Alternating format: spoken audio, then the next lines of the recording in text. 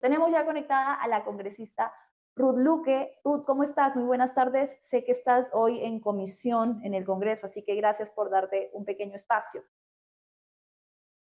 Muy buenas tardes, muchas gracias por la entrevista y me parece además relevante que este tema se pueda dialogar cuando estamos ante de verdad una situación en la cual puede no solo desproteger a muchas mujeres, sino puede terminar generando un beneficio a presuntos agresores y donde el sistema de justicia, que hoy no responde de manera eficaz, puede terminar más bien siendo una herramienta que ayude a generar complicidad y silenciar a las mujeres.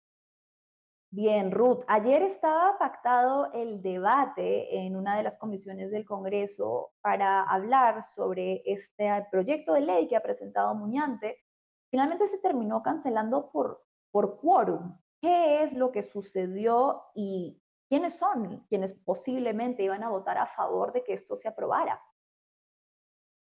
Efectivamente, el día de ayer no hubo sesión en la Comisión de Mujer porque no hubo quórum, pero recuérdese que la Comisión de Mujer está liderado en los últimos años por Renovación Popular.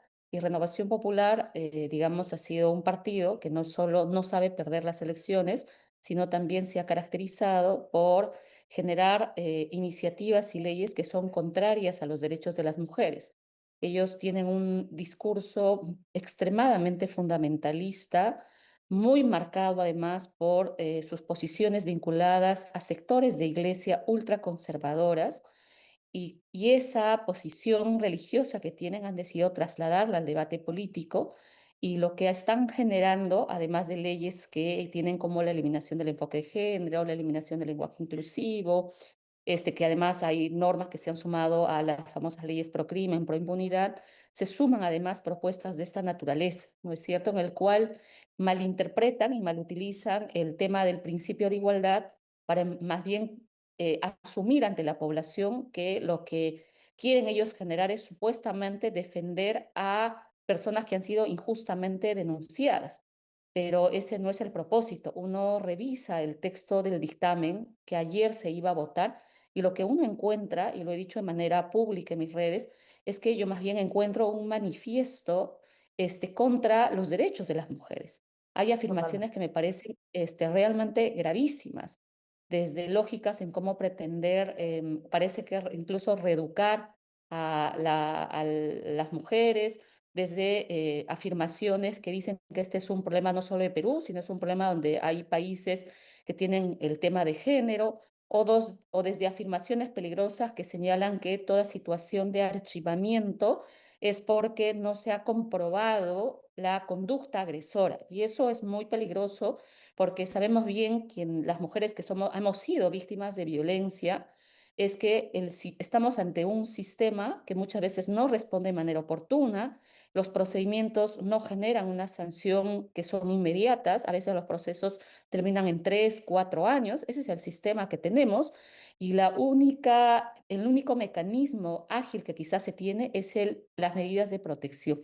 Y en eso también se equivocan porque ellos hablan de una presentencia y las medidas de protección no son una presentencia, ¿no? Son decisiones que se dan en el marco de una decisión judicial razonada para velar de manera inmediata cuando una persona esté pues en riesgo o haya sufrido algunos hechos de violencia.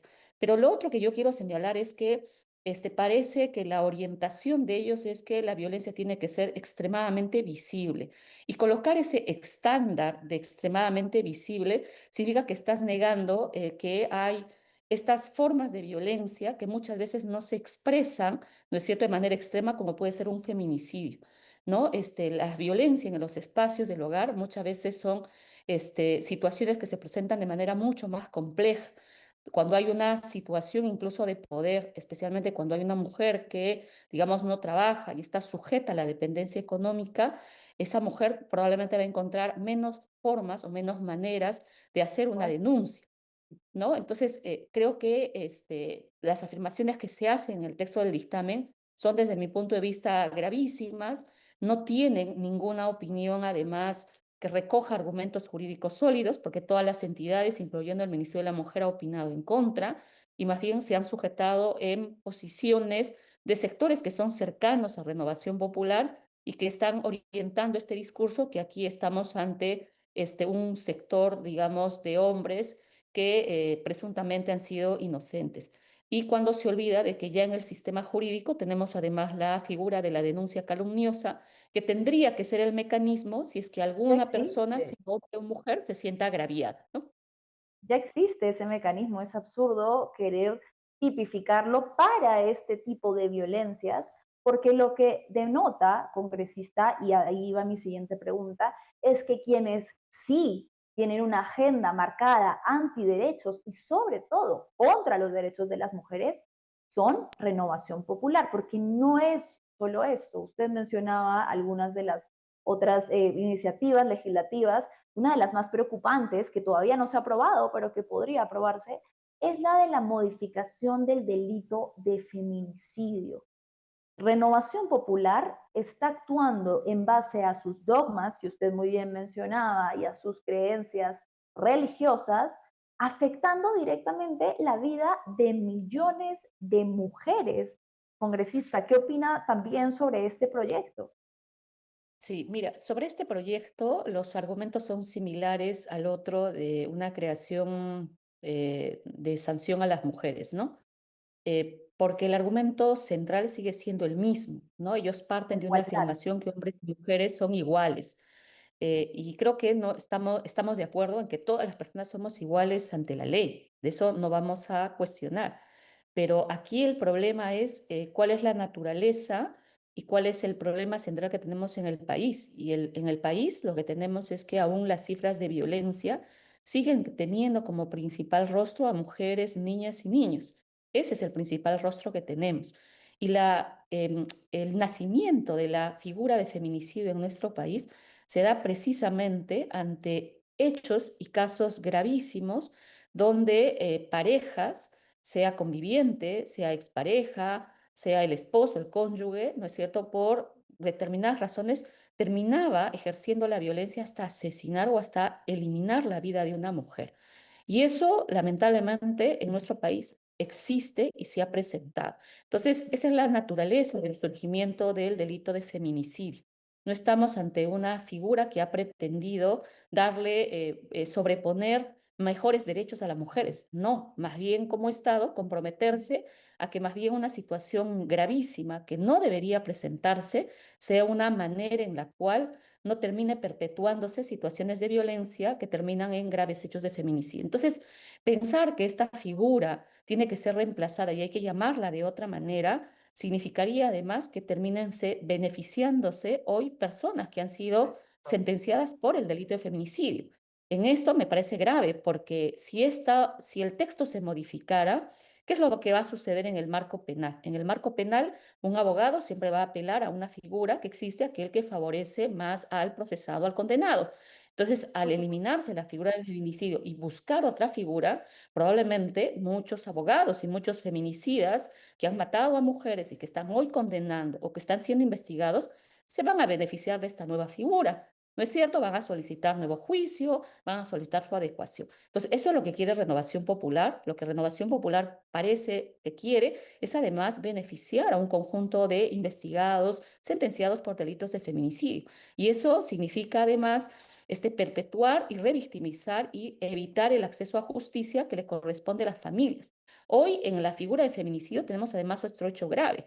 O sea, lo que más bien tendríamos que regular es el tema de la tentativa, mejorar la fórmula de la tentativa de feminicidio, cosa que no está claramente establecida. Eso es lo que tendríamos Tipificado. que hacer. Y una iniciativa sobre ese tema que nunca se ha abordado. No debería el Congreso de la República tener que estar priorizando, pero bueno, lo prioriza porque pues lamentablemente estamos ante comisiones que presididas por partidos que se han caracterizado de aprobar leyes pro crimen, ¿no es cierto?, pro impunidad, así que no sorprende que hoy también avalen leyes contra los derechos de las mujeres.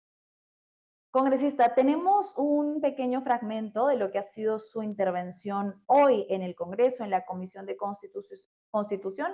Le invito a que lo veamos brevemente para que la audiencia pueda escuchar lo que dijo, que me pareció muy directo, hablando sobre cuáles son las verdaderas ilegalidades y lo comentamos. Vamos brevemente a ver su intervención.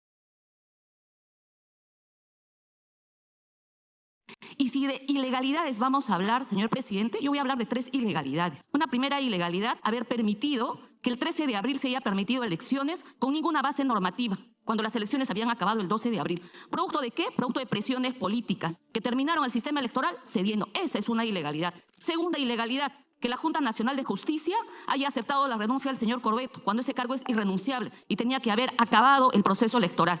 Esa es una ilegalidad. Otra ilegalidad, empezar a hablar de nulidad de elecciones cuando argumentos que se han dicho acá, incluyendo sus especialistas, no tienen ninguna base normativa. Porque, ojo, en el caso de los centros poblados, eso y la permisión de a que hayan mesas siempre se han generado y ha sido precisamente para acercar que el poblador de las zonas rurales vote. Y cuando se cuestiona el voto o el cuestionamiento de las mesas en los centros poblados, en el fondo lo que están cuestionando es el voto de la zona rural. Y están contraponiendo el voto de la zona rural versus el voto de la zona urbana. Lo que han habido, y yo lo he dicho de manera pública, es cierto. Han habido un conjunto de errores y irregularidades que están siendo investigados, sancionados, incluso hasta procedimientos penales se han aperturado y ha terminado con el descabezamiento del expresidente de la OMP. Pero no se puede utilizar un conjunto de argumentos para seguir reproduciendo un relato, lo vuelvo a decir, de malos perdedores. Congresista, usted ha hablado entonces de verdaderas irregularidades. Me imagino, ante el debate que se estaba sosteniendo, que sigue impulsando la narrativa del fraude. Esto sucedió hoy, si pudiera contarle un poco a la audiencia, ¿no? ¿Qué se estaba debatiendo? ¿De qué se estaba hablando en esta Comisión de Constitución? Sí, hoy día la Comisión de Constitución, además liderado por el Fujimorismo, que no se pone de acuerdo si finalmente le van a seguir haciendo el juego a Renovación Popular o si realmente han terminado por aceptar ya los resultados del 2021, ha decidido convertirse en un espacio para continuar con el relato fraudista y el relato de malos perdedores. Han traído al representante de la OMPE, ha estado la RENIEC, no vino el presidente del Jurado Nacional de Elecciones, quien informó que estaban en una sesión que se han convocado. En esta sesión, además, hay congresistas que han solicitado incluso la renuncia del presidente del Jurado Nacional de Elecciones. Algunos han hablado hasta de denuncias, han hablado que lo quieren traer al Pleno del Congreso. Me parece realmente grave porque no es solamente que no quieren aceptar que han perdido. Lo que quieren es, como lo he dicho en mi segunda intervención, no quieren dejar el poder. Ellos lo que quieren es aleccionar, quieren castigar, quieren someter y seguir sometiendo a las autoridades y todo aquel que se oponga y manifieste una posición contraria a un relato que siguen construyendo. Porque yo me pregunto, a ver, ellos han logrado las elecciones complementarias y legales el 13 de abril. Han logrado que ahora incluso el presidente del Jurado Nacional de Elecciones hable de una auditoría. Han logrado que la Junta Nacional de Justicia, que es su junta, saque al señor Corbeto y una decisión ilegal. Han logrado todo eso. Ahora, Ujú. ¿qué cosa quieren lograr? O sea, ¿qué quieren lograr? Lo que quieren es que no se proclamen resultados, ellos quieren seguir en el poder y no quieren, no es cierto, que no haya segunda vuelta, pero además, si es que hay segunda vuelta, quieren asegurarse ganar ellos. O sea, no quieren perder. Ese es Claro, el de fondo alguna del manera. asunto. Y aquí y creo que es importante empezar a decirlo en voz alta, porque aquí no se trata, digamos, si está el partido Juntos por el Perú, si está otro. Aquí el tema es la disputa del poder. Aquí el tema es si realmente como población, y desde las diversas autoridades y voces que nos mantenemos en una línea democrática, vamos a seguir tolerando actitudes y utilizaciones del Parlamento para esto, porque este Parlamento hoy tiene a las fuerzas derrotadas en estas elecciones. Entonces, y estas fuerzas derrotadas en las elecciones quieren aleccionar a la población cómo se va a hacer la segunda vuelta y aprovecharse que están teniendo aún su curul para empezar a generar inhabilitaciones, porque eso es lo que han hecho. Lo único que ellos tienen es mayoría de votos y hemos visto cómo pueden terminar castigando a quienes para ellos les resulta incómodos. Y esa es una situación que se ha normalizado en los últimos años. Entonces, son una mayoría que domina. Yo soy una persona en esta sesión que ha dicho algo contrario, diferente a ellos. Entonces, Ujú. y es una posición, digamos, que creo que pensamos millones de peruanos que estamos hartos, estamos cansados de esta clase política que no aprende a perder, pero que además quiere imponerle a la población un tipo de democracia y eso no lo podemos permitir. O sea, yo por lo menos voy a seguir denunciando y voy a seguir hablando, así no le guste al fujimorismo, no le guste a Renovación Popular, no le guste a las otras fuerzas que han perdido, porque somos más los peruanos que queremos que se respeten las elecciones, se respete el voto popular. Bien, y congresista, una última pregunta, eso que dices muy claro, pero creo que es importante seguir alertando a la población sobre los proyectos que el Congreso quiere aprobar en este poquito tiempo que le queda. Usted había dicho que hoy se iba a debatir un proyecto del señor Rospigliosi que busca modificar la tipificación de los delitos de lesa humanidad, un nuevo ataque contra los derechos humanos y para nuevamente lograr lo que vienen impulsando hace mucho tiempo, amnistías para los militares condenados ya por este tipo de delitos. Sí, mira, ¿Se este debatió? tema es parte. No, no se debatió, porque bueno, porque se dedicaron pues a hacer una comisión del fraude, ¿no? Eh, Esta otra iniciativa es parte de este plan pacto de impunidad que tiene, ¿no? Donde no importa las víctimas, lo que importa es la impunidad y salvar a quienes han violado derechos fundamentales.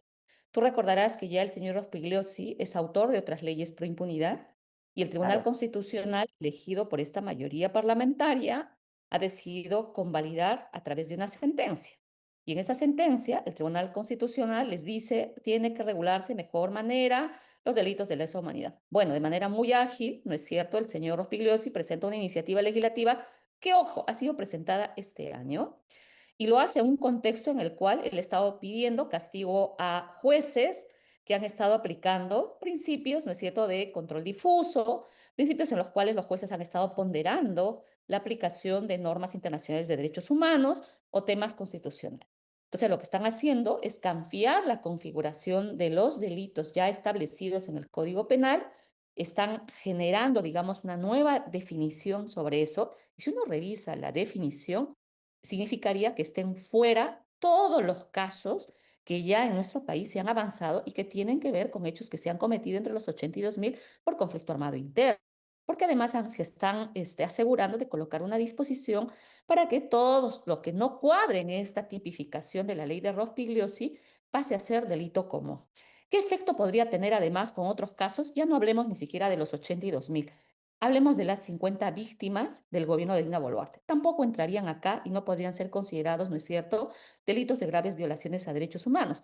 El caso de lo que ha sucedido en Colcabamba. Tú no lees esta definición, tampoco podrían ser sancionados ni padre. investigados las fuerzas del orden por delitos graves de violaciones a derechos humanos. Entonces, estamos hablando ante una ley Rospigliosi pro impunidad que reacciona frente a jueces que no quieren someterse y no quieren aprobar leyes que son claramente pro impunidad. Así que esta es una versión para Ah, someter a jueces, pero además es una iniciativa que se ha presentado hace poco y de manera rápida se dictamina, ha pasado solo a la Comisión de Constitución, no ha pasado a la Comisión de Justicia, que al final termina siendo lo mismo, porque ya sabemos que también quien lidera la Comisión de Justicia también se somete al fujimorismo. increíble, congresista, en el poco tiempo en el que tienen, no se quieren perder ni un solo día para lograr arrasar con todo lo poco que tenemos en estabilidad jurídica de defensa de derechos humanos y defensa de las mujeres. Le agradezco enormemente su tiempo, sé que tiene que regresar a sus labores parlamentarias, esperamos tenerla pronto y bueno, esperamos aún atentos a los resultados del conteo final del Senado para ver qué escaños podría ocupar ahora Nación. Muchas gracias, congresista. Muchas gracias. Yo, y si me permites un segundo, yo espero que la OMP, el jurado, de una vez proclamen resultados electorales. Importantísimo. De acuerdo con eso. Muchas gracias.